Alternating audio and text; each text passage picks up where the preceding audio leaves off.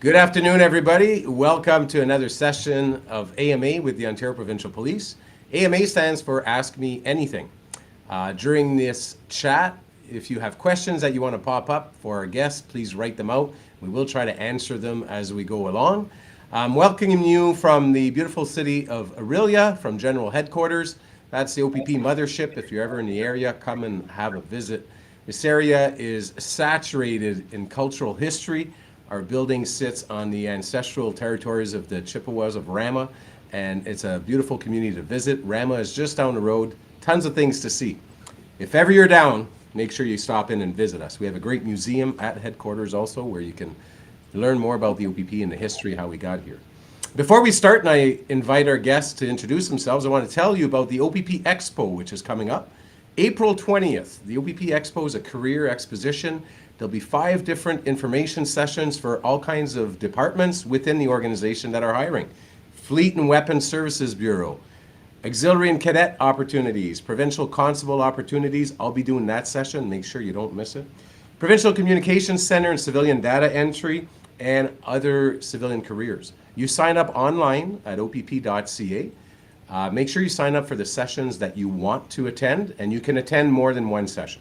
So we look forward to welcoming you at GHQ for that day. Again, everything to sign up for and to see what's coming up is on opp.ca. Super excited to introduce 2 guests here. We've been focusing on women in policing as we celebrate 50 years of women in uniform with the OPP. And I have an old friend and a new friend here with me today. We have Constable Lisa Lawrence, who I've known for quite a while, who's joining us. And we also have Constable Christina Bombay. Lisa, if you want to start off, tell us a bit about yourself, where you're at, and then Christina, you can jump in. Good afternoon, everyone. I'm Constable Lisa Lawrence. I've been with the organization for 24 years now. I started my career in the Northwest, and I spent 20 plus years on the road. And now I actually am in recruiting, and I work with Sergeant Vinnie Hick. Awesome. Christina? Hi, everybody. I'm Constable Christina Bombay. I am in the lovely territory of Treaty 3. I police in Rainy River in the Northwest region. I have been on the job for 8.5, 9 years now. 9 years. I started my career in Pikangikum First Nation, and I just recently patched over to the OPP in June of last year. Wow. Well, for those of you who are wondering what that means, patch is over. It's kind of like a biker gang thing, right? There's a lot of officers from other police services that join the OPP as experienced police officers, EPOs. So if you happen to be an EPO who's watching today and you're thinking about joining the OPP like Christina did, opp.ca, there's a separate application stream for experienced police officers. We'd invite you to visit that. So very exciting to have 2 people from Northwest region, an area that I've only been in a few times on very specific details. I was actually in Pikangikum once on a detail with my police dog. But a lot of people have questions about Northwest. Is it, the old rumors that if you join the OPP, they're going to ship you up north, probably Northwest. You're going to have to live in an igloo. We need to debunk all these myths today. So I'm glad that we have you here. I'll start with you, Lisa. Northwest region, tell us, what does that mean? What does that encompass boundary-wise? How far are you from us, me being in Orillia? Well, the Northwest region is, geographically, it is the biggest region. And we do have the smallest population of officers across from Southern Ontario. So all the regions we have. Northwest, I'm actually from Ottawa. So I'm originally from Ottawa. I wasn't born and raised. I'm actually doing recruitment. I'm the Northwest region recruiter. So I'm here in Thunder Bay, stationed here in Thunder Bay. So it's kind of funny because when I went to school out on the East Coast and I was accepted while I was in university, and I didn't even know where my posting was Kenora Detachment. So I didn't even know where that was. I'd never heard of it. So back when I was hired, it was the willingness to serve was anywhere, right? So it's changed a lot. So it was like, yes, you're going to Kenora. And I'm like, where is that? So I was with friends. I'm like, I'm going to Kenora. They're like, where is that? I'm like, I don't know. So I had to flip over the map of Ontario, and it's right on the border of Manitoba. So transitioning from Ottawa to Kenora, big town. And then I went to university in Halifax, so bigger city. And then Kenora is a small town on the border of Manitoba. So That's where I was originally posted my first time. So when I went there, I didn't know what to expect. I was nervous. I didn't know. I'm not into hunting or the outdoors. The myth of you have to be a hunter, you have to be a fisherman to go to the Northwest region. So when I got to Kenora, um, I was pleasantly surprised. It's a beautiful town. It's on the water, so I'm a water person. I had a cottage on the ocean, so I love being around water. So Lake of the Woods, it's huge there. So that that Beautiful sticks area out. for sure. Yeah, It's and amazing. would it be fair to say that when you get to Northwest region, like I said, biggest area, biggest region, least amount of population, you're driving long ways on the highway till you run into another town or village, as opposed to people that are driving in southern Ontario, for sure. A little bit different than Ottawa. Yeah, there's what the gas stations like after like a certain amount of time, there's no gas stations open, so you better fill up when you're from a major town, or you're running out of gas on the highway. I bet those are lessons that people from the south would learn really quickly if they went up to Northwest region. Now, Christina, the service that you were with before, is it in Northwest region's boundaries? Can you tell us a bit where you came and how you ended up in Northwest? It is. So Canchcum is 200 kilometers north of Red Lake. Red Lake is, the hub detachment, and our staff sergeant or inspector are out of Red Lake. It is an isolated, remote community, about 4,000 community members there. And Canchcum is its own service. So Canchcum Police is its own service, and we had 7 officers in total, including 1 sergeant. But the unique thing about Canchcum is that it is a deployment detachment, which means officers from all across Ontario, OPP officers, come in and do 2-week deployments. So every Monday I was meeting new officers because they rotate in and out. And it was just a really cool thing to meet all these different constables and sergeants from all across Ontario. What an opportunity to meet a whole lot of people from all over, because I know a lot of my friends and coworkers that have gone to do deployments in Pikangikum. And like I said, I did one with my dog for a short while, and it sure is an eye-opening experience. One of the comments that just came up about how we patrol in the Northwest, and they mentioned the snowmobile. Now, I got to patrol on a snowmobile in Northeast. Have either of you have had the opportunity to do snowmobile patrol? I know. Well, I'm snowmobile trained, but you get to actually go out there and go on the trails. We don't drive snowmobiles around to there are roads up in the north, so it's just like just like southern Ontario. It's just smaller communities. The only thing we're lacking is a Costco. So I mean, the closest Costco is Winnipeg, which is like 8 hours from Thunder Bay. But so we have cars, but snowmobile patrol is more for the snowmobile trails. And I've only ever, gone on snowmobile patrol really a handful of times, but it's not actually to do calls for service. It's actually go on the trails and make sure, people are following the rules. And I've had to rescue one person once stuck on the trails in the middle of the night. So Wow. that's as we're talking about debunking myths, that's one myth. It's more or less we go for fun. Yeah, and Christina, I imagine that you've done some snowmobile patrol up in Pick, or probably ATV patrol up there. Well, ATV for sure, yeah. So I was offered the snowmobile. I'm not super comfortable with snowmobiles, and I don't know why. But because Pikangikum is a remote community, the way in is boat, ice road, and a lot of time when ice road is there, they use their snow machines, right? So I have gone on them a couple times to do calls for service, but I was with somebody because I'm just not that comfortable with them. But Well, ATV one of the neat things about the OPP is any type of motorized vehicle that we use, there's a training course for it. I remember when I did my snowmobile course, and there's an ATV course, there's a motorcycle course, there's even a bicycle course. Because some people just don't know how to get the chain back on a bicycle, right? Little tip, flip it upside down. It's the best. While we're talking, there's a lot of comments coming in. Somebody who's got their interview tomorrow, congratulations, good luck on your interview. Thanks for joining us today. With somebody else asking, about placements, because when you apply, you get asked 6 detachments. Yes, you will receive one of those detachments. The only time that we will offer someone a detachment that's not on their list is if, let's say, we'll pretend Christina's a new recruit and we're like, Christina, congratulations, we're ready to offer you a job, but out of your 6 choices, there's nothing available. We do have a spot in Cochrane. Why don't you take the day, look it up. You know, it's a paid move because it's a duration. You'll get a paid move at the end of it. You get the extra salary. And we would ask Christina to look at that. And she might say, you know what? Yeah, it wasn't part of my plans, but absolutely I'll go. And sometimes people can't go, in which case we just hold their spot till the next class, and hopefully there'll be a spot where they want to go, as long as their fitness is still up to par, and so on and so forth. So I'm going to try to answer and throw in what people are throwing in the chat as we go along. Somebody's asking about horse riding. We don't have a mounted unit, but I do know that in Mount Forest, in that detachment, there's a few officers that have farms, horses, and they do sometimes participate in parades.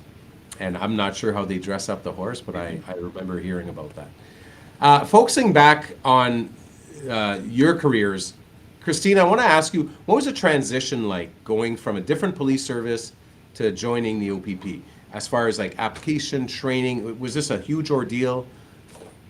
Not really. Canchcom is administered under the OPP. So what that means is, all my training courses all came from the Ontario Provincial Police. So when I applied, it was pretty smooth. You had interview, psychs, written tests, and then eventually the offer. But I think the only big difference and the thing that I kind of struggled with was the Highway Traffic Act. In the communities, if you don't adopt the HTA, which Canchcom didn't, I didn't use any of that, right? I wasn't writing tickets or anything. So coming back home to Fort Frances, now I'm in a cruiser. Now I've got the MPS, which I never utilized, or the e-ticket system. So all that was a learning curve. It wasn't the most difficult thing in the world, but it did take some time. I was doing 20-minute traffic stops down to 9 minutes with a ticket. So it was like a pretty big accomplishment for me. But yeah, that was probably the biggest and hardest thing for me, or challenging, I guess, not the hardest. I know that experienced police officers come to our academy for, I believe, 6 to 8 weeks. Yep. That might have changed a bit with the way now some of it is done online. And we get a lot of questions about that.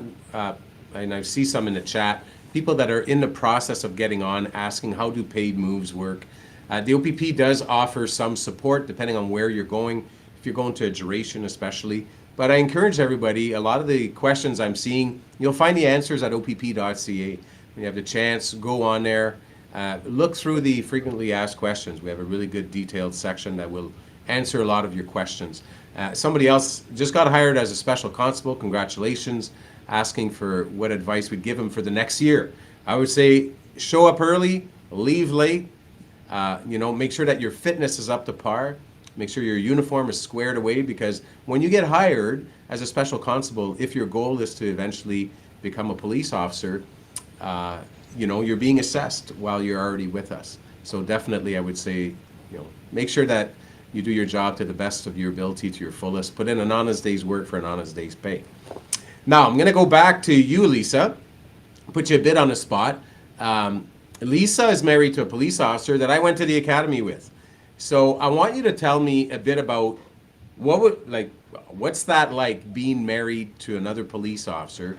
And I'm guessing that he was a police officer before you. So just tell us a bit about what that was like. So I guess because being a police officer myself, I don't really notice that I don't think of him as a police officer, even though I know, but it does make it easier because you can go home and, kind of talk to him and he'll understand. He totally gets certain calls or what we're going through or things like that. Now, he's came on in 1995. So he's ready to retire next April. This is his retirement date. So currently, though, he's seconded to the association. So he does a different type of work. So it's kind of fun because he has different experiences, obviously, than I do, and he's done different types of units than I have done. So I really get to share my experiences with him and vice versa. So for me, that's what I enjoy being married to a police officer. I come from a policing family. My father, my sister, my cousin, my cousin's husband. So I don't know if it was just kind of fate or like I wasn't looking to marry a police officer. It just happens. But it's And kind then, of part of your support network now too, right? yeah, Someone that and understands. Yeah, yeah, I think you see more and more. I've seen in my own experience that more and more people that are with police officers or police officer couples, if I could call it that. And since we're on the topic, Christina, I understand that you're also married to a police officer. I So tell us a bit about how that transition, or that I shouldn't say transition, how that event came to fruition. Well, actually, I had met him here. He was doing an overtime shift at one of the events in Fort Francis, and didn't think anything. I didn't plan on ever dating a police officer, to be honest. And then he actually had come up to work in Pekanchcum during the deployment, and we got to work together. And after that, we just kind of started talking, and eventually started dating, and then got married. So we've got 3 kids. So he is originally from Halifax, and then moved to Chatham. So when he got hired, they too were like, you're going to Rainy River, and he didn't know where the heck that was. So he too looked on the map and was like, okay, I guess I'm going way up north. And his plan was to get in, get out, go back home down south, or Ottawa, I can't recall. But the guys make fun of him here because they're like, I told you were going to be a lifer. So yeah. Well, I think it's neat how you both have a similar background where you're both married to police officers. So we've got like 4 OPP members, both you and your spouses. But I also know that you both have children. And I know we often get questions about what's that like? If you're a police officer, we work shift work, what are you doing? And I'm not responsible enough to have children, so I can never answer that question. So I'm going to rely on you for your help. Now, Christina, I'll get you to go first. I understand that you had a baby not that long ago. I did, yeah. So I actually had a baby 7 weeks ago. Wow. Congratulations. Yeah. Thank you. So I do have an 18-year-old. I actually got pregnant when I was 16. And then I had her when I was 17. So it's quite the age gap. I've got an 18-year-old, and then my son, who came next, I think it was 16, no, so 16 age gap. So I started all over again. So I got my 2-year-old and my 7-week-old baby. So how do you navigate that? You're a police officer, you work shift work. Like, how are you doing that now? Now that well, the detachment's actually amazing. The staff sergeant and the inspector, we are put on opposite shifts where we get 2 days off together, which works. And with that being said, having kids is tough, but you have to have that supportive network at home. And I do, I had my sister, my mom that would come in, that would help watch the kid, or well, it would be my son at the time, help watch him, or my daughter would help out a lot too with watching him if both of us were working, or if he was staying late for overtime, or if the call just went on longer than it should have. So we definitely made it work that way, and we probably wouldn't have been able to if we didn't have that supportive family there. Yeah, that support network really comes in handy, right? And you're really painting the picture how important it is to have a support network, because this job is 24/7, it's at night, and having that network sure makes a difference in a police officer's life. Just so you know, tons of comments coming in. Wow, what amazing officers. And there's people throwing you flowers left, right, and center in the comments here. So there's just too many of them for me to keep reading them to you. So I'll just tell you that. People are very interested in what you have to say and think that you're amazing. I'm going to transition from picking up on where Christina left off. Lisa, tell us about what it was like to go on parental leave, because I know you have kids also. And what's it look like going off and then coming back? So my kids now are in university. Both of them are university age. So I had 12, I took a year off with each one. So going off, I didn't really, when I was pregnant, I waited like until the last minute because I just loved working the road and I didn't want to do light duties. So I waited. And so it was when I went off for 12 months, it was really intimidating coming back because I think I even forgot my passwords, like even just everything. I just so much going on. So I was kind of nervous that I would have forgotten everything. But when I went back to detachment, it was awesome. People on my shift were awesome to help me. So I had that strong network. People were very supportive. So it took, I'm not going to lie, it took a couple of weeks just to kind of get my groove back. And then, it was kind of easy after that. It was like I never really left. And so No, go for, ahead. for me, the shift work worked with having kids. I know Christina talks about having a family support network. I didn't have that. So my parents live on the East Coast, right? My family's all on the East Coast. So and here I am like in Ontario. So when I had my kids, I had to rely on like a lot of my shift mates and, friends that they knew to help sometimes watch, the kids. And so I had, if you want to try coming to the North and your family's still in Southern Ontario, detachment, the people there really rally around you. You can find people in the community that love your children like your family would. So, I had that. And then the shift work, when my kids, on my days off, I was able to do things like volunteer at the school, because I had the 4 or 5 days off, which I really loved. So anything, if my kids needed bake sales or anything like that, if I was working Monday to Friday, I wasn't able to do. So that's why I stayed on the road for so long, because it did work certain Well, ways the with me. key thing you said that I like, you said that the support at detachment was amazing. And I know when I worked in Northern Ontario at the Matheson Detachment in South Porcupine, it really was like you're part of a family. And the support network is there. And I know sometimes it's hard for people to envision that because they're not in our shoes, but you can hear it from Lisa's story how it really is you're part of a family and we're there to help each other out. The support network doesn't just end at your home, but it's everybody on your team at detachment. And I would say, Christina, you could probably echo those thoughts, how there is a support network from the office.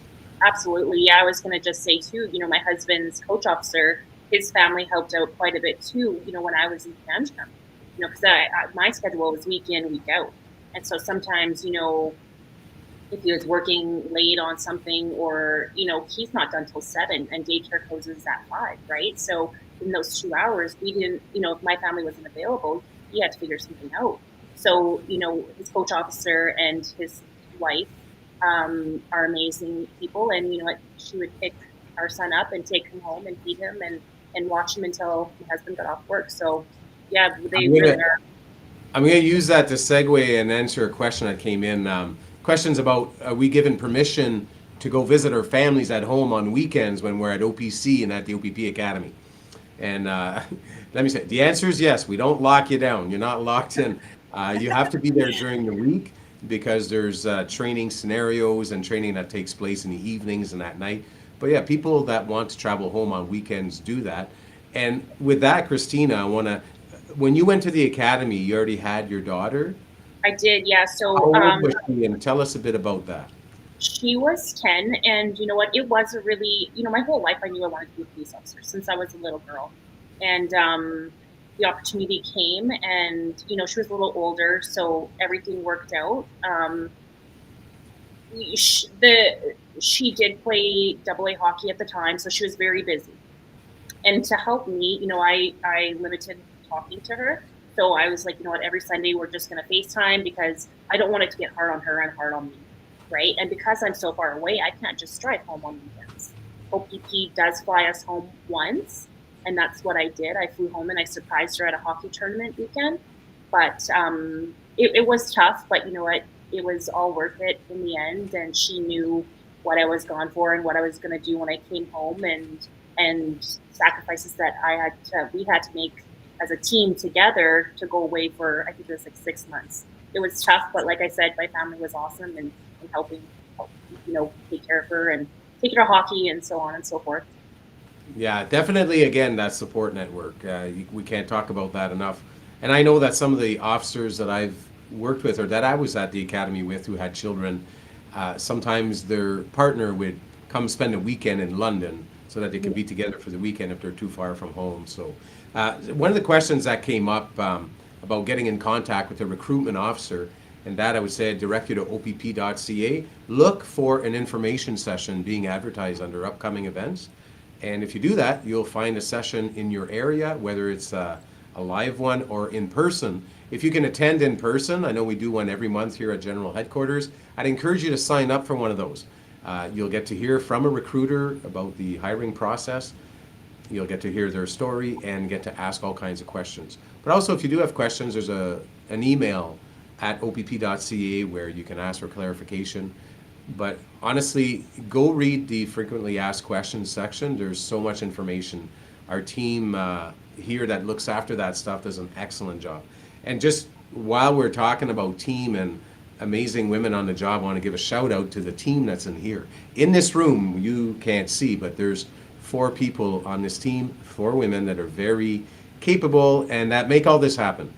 They're the ones behind the scenes that rarely get the recognition. You know, they put me on this screen, make me look good, but it really, without them, we wouldn't be able to do that. So I want to give them a big shout out and thank them for the work that they do, which allows us to have these AMAs to reach out to the public. Okay, I'm going to get back to some of your stories. Another question, how often do constables have to pass the PIN test?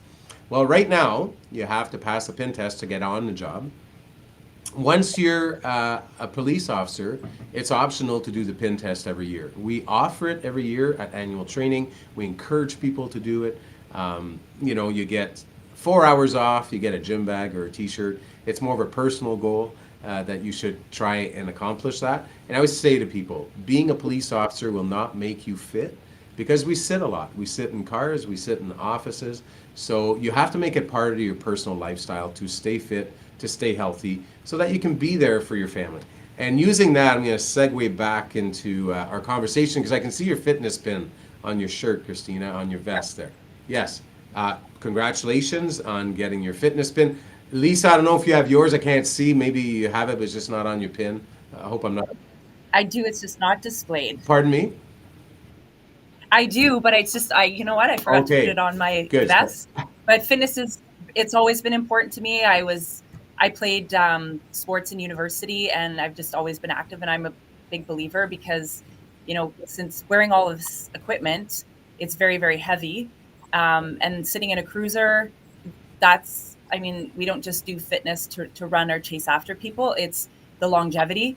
It's to have a healthy, and it's also helps with well-being, you know, dealing with a lot of stress. So absolutely. Fitness is huge. Christina, tell us a bit about your commitment to fitness and why it's so important in your own life.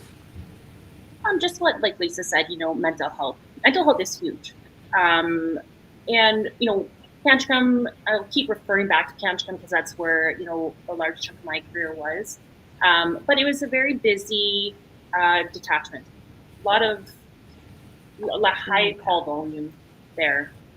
So fitness really helped me with stress and the certain calls that we dealt with there. And I think just from the getting hired, it was just always a goal to get my fit pin every year. And this one's actually 2023, so I have to get my 2024 when I come back to the road this year. But every year, I've made it a goal to get my fit pin. And as soon as I was in my 6-week clearing after having my daughter, I was in my home gym in the back, getting ready and getting my fitness back up, my running more so, to make sure that I get my fit pin for this year. Awesome. And you're both right. Fitness, mental fitness and physical fitness go hand in hand together. And I find that one supports the other. Healthy body, healthy mind, and both are important. And we talk a lot more about that now in policing. You know, years ago, mental health wasn't something that was on the forefront, and now it really is. We have all kinds of tools and resources for our officers that are on the front line because of the importance of mental health. So I'm glad that you both mentioned that. And congratulations to both of you for having your pin. You're representing. That is a great thing that I like to see. There's somebody that's asking about advice for somebody who went through the application process but didn't get hired. My best advice to that is don't give up on your dreams. Make sure that you use the year that you have till you can reapply to better yourself. You know, whatever it is that you're submitting in a year, make sure it's better than what you submitted. Make sure that you've improved, that you can show us some growth in some areas.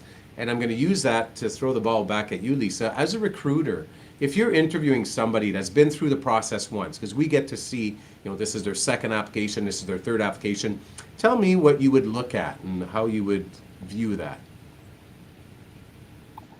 So assessing our areas of assessment, they're for everybody, not just people that are not successful, but we do have our 10 areas of assessment that we do look at. So I basically look at where they were 12 months ago and where they are now and what improvements they have made and what they've looked at themselves and made their own judgments and improved on those areas of assessment. So that's, you know, if they weren't successful in a couple areas of assessment, I know it's frustrating for applicants that we don't tell people why they're not successful.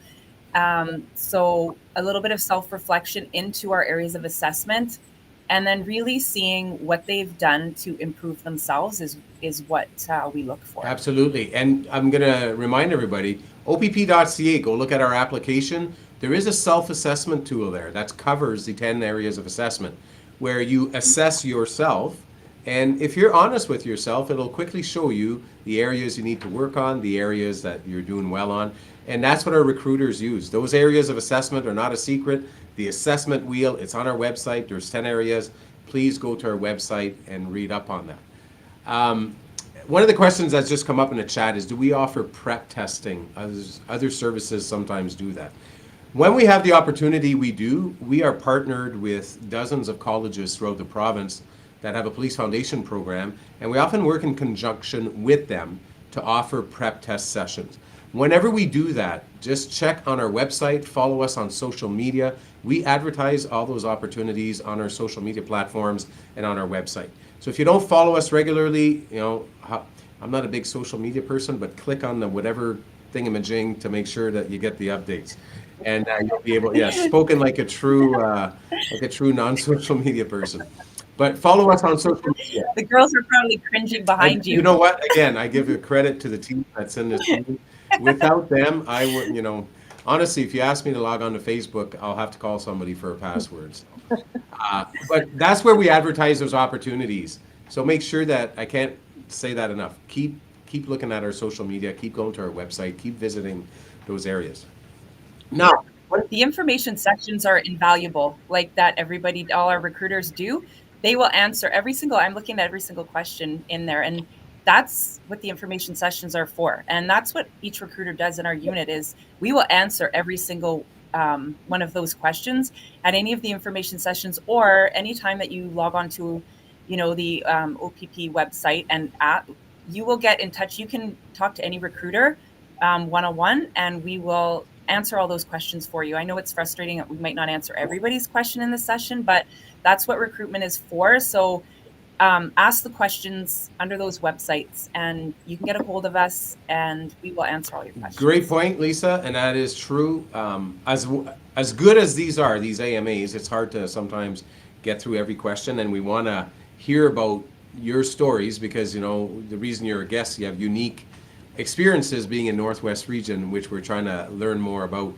But I can't encourage you enough to go to and sign up for an information session. The opportunity to speak with a recruiter, ask questions, hear other people asking questions. And quite often it's been my experience that a lot of people have the same questions.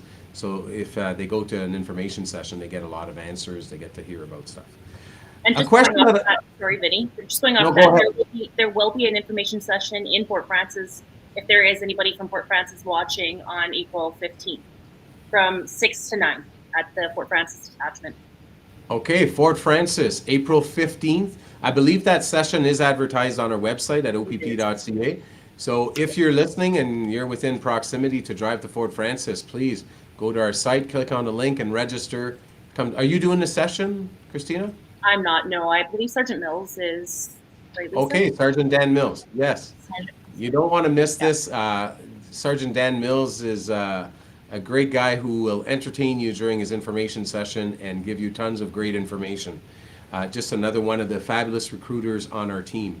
One of the points I want to get across to everyone, when the recruitment team, anybody on this team, recruiters, when they're doing interviews, our whole goal is to see you succeed. We're not looking at your applications with the thought of, and the reason I'm bringing this up, it was asked to me not long ago. We're not looking for a reason to turn you down. If we're inviting you to an interview, we're excited about what we've seen on paper. And our hope, our goal before that interview is that you will do well. We want you to succeed. And that's why these tools are so important, whether it's looking up at the wheel of assessment on our website, joining these sessions to learn more, and reading up on the OPP. There's so much information available. We want you to succeed. So it's a very positive message and an experience that we want you to enjoy and to be ready for. Okay, let's get back to Northwest region. How early do you get snow and when does it leave? We're actually pretty lucky this year. We didn't get any snow, and it was pretty bizarre because Christmas Day, it didn't feel like Christmas Day because I'm looking at leaves outside in my yard. It was just such a weird year for no snow. And it's been super mild all winter long. It's been a great winter. I'm not gonna lie, I love But it. usually you get lots of snow and We it usually sticks do. around. So around, as far as I can remember, we always have snow for trick or treating. Tons of snow. The kids can't even really wear their costumes because they're wearing their snowsuits. So that's as early as we get winter, and it gets pretty cold. I've got my in-laws who live in London, and they're not too keen on moving north because of the cold. Don't let that scare you away. No, because I love that. I love the north. My husband lives in north. It's just like it's a great place to be. It really is. Absolutely. Northwest region is a great place. We have opportunities throughout the whole province. But let's talk a bit about the housing market.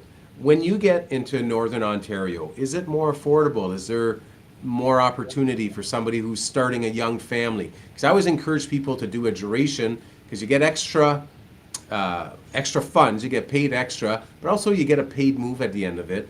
Or maybe you're going to just relocate into that town up north where you want to build your home. Can you tell us a bit about that? Lisa, you go. Yeah, that's huge. What you just said is affordability, especially in the smaller towns. When I first started in Kenora, I was like one stop sign and one stoplight away from work. That's it. There was no traffic that I had to fight with. And my house was paid off within 3 years. And then I had that cash flow. And I know it's a small, like, people go, oh, well, it's like, well, you're still up there. And I'm like, yeah, but that's still money in your pocket that you can save. So I know, like, Thunder Bay, I'm going to talk as a recruiter now in the Northwest region because I'm like, everybody from Southern Ontario, I'm like, you should just try it. Yep. And I know every recruiter in each one, like I had this argument with Constable Mangot and Constable Narajan on AMA when they were doing it. They're like, HSD is the best region. I'm like, ugh. I'm like, no, never. Right. So I think, coming from Southern Ontario to the Northwest region, I haven't left. So that says something. And, it's a different way of life that you adjust to. Like, I love the water. I have a boat now, and, it's the affordability of the house. You have extra money in your pocket. I know Thunder Bay, the housing market, a house that would cost $1 million in Aurelia would be like 500, 600,000 here. And then Kenora, it's still, you're on the water. You can buy a beautiful home for 600,000 and it's waterfront, beautiful waterfront property, right? And then the smaller towns are even cheaper, like Sioux Lookout, Greenstone, Pickle Lake and Armstrong, there's government housing. So those durations, you're pocketing all that money, right? Fort Francis, very inexpensive housing and you're on the water. So the lifestyle, you're not, when you're working, you're not paycheck to paycheck, and you're not, that is something that is just like money in the bank, right? You're not stressed about that. And, if you want to visit, it's a plane ride away and you have money for a ticket, you can afford that. So affordability is like just so different. I know, if say I wanted to decide, hey, I'd love to come to Aurelia, I have that money now for down payment for a house, right? But so if you're thinking of coming from Southern Ontario, and you sell your house, you come up here, it's a no-brainer to me, right? So Yeah, and the duration incentives are also another nice, just an extra little extra, like Lisa's mentioning, that you get.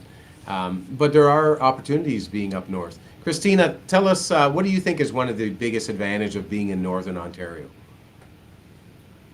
I would have to say the opportunity, whether that's, the different units or rank. If you are, want to be a sergeant or a staff sergeant or inspector, whatever it may be, the opportunities are endless here. The courses are endless. You can get, essentially anything and everything that you want. Whereas down south, I find, being in Pekanchikam, I've met so many officers, hundreds of officers, and they're like, wow, really, you can do that up north? Or they're already a sergeant, and there's just,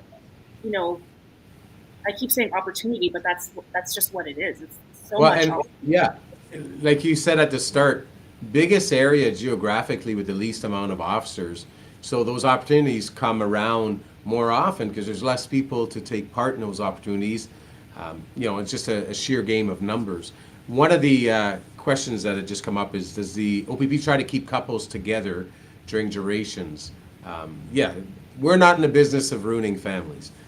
So obviously when there's two people together that are either applying or somebody that's joining and already has their partner on the job or their spouse, we work with that, we navigate that.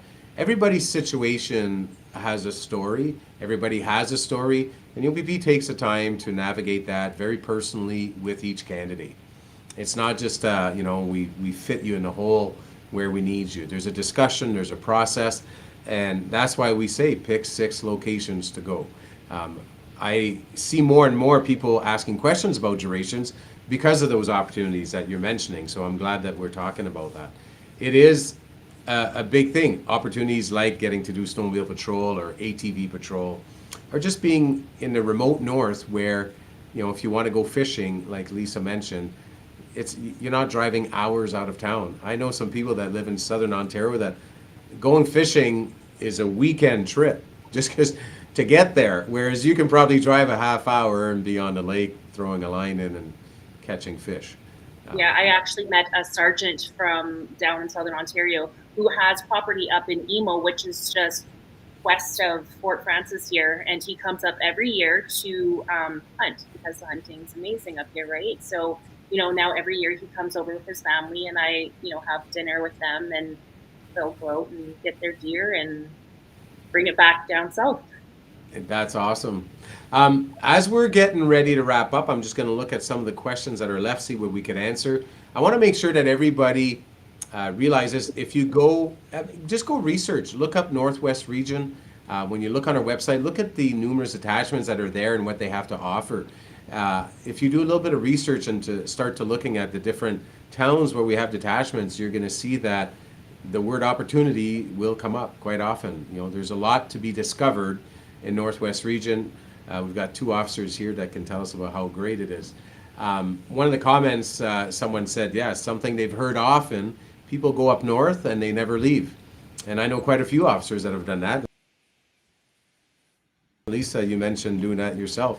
Not for some reason you just never left because everything was there. It brought you joy. You started a family and you're still there and quite happy to be there. Yeah, I actually know a handful of officers who were from Southern Ontario, were posted up north, left back down south, didn't like it, moved back north. So it's quite funny how that works. Yeah, and another neat thing about the OPP is that we have that opportunity to move around. Not a lot of agencies will offer you 160 something work locations that you can choose from without ever having to leave the organization that you're with. One more question here. Sorry, go ahead. Sorry, Sergeant Hick. One thing I want to say is I do not like the cold weather.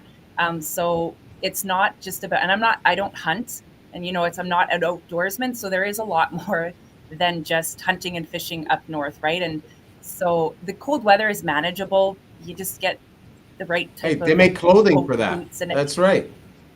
Yeah. So it really, there is a lot more to offer. Like Winnipeg has 1 million people and you're not far, in the north. And then you have Duluth and you have Minnesota right close by. Yeah. So, you can travel to places and make a vacation out of it.